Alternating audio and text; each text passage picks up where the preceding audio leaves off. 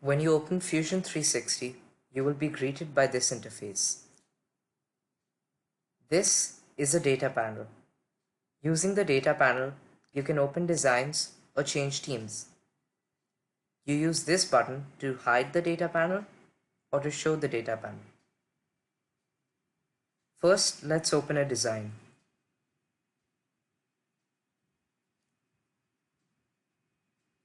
As you can see, a lot of things have changed.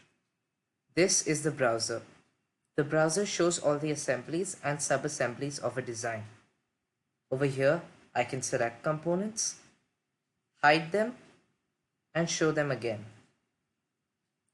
This is the timeline. The timeline allows me to move back in the history of the design. I can make edits, and then these edits will be saved. I can then move back to the current point.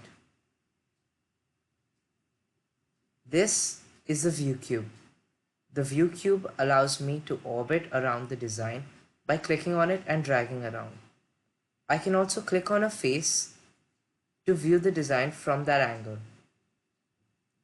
If I'm zoomed very far in or out, I can click on the view cube, click on the home icon, and I will be brought back to the home view. I can also double click the middle mouse button to do this. To move around, you hold the middle mouse button and drag to pan. You hold shift and move the middle mouse button to orbit.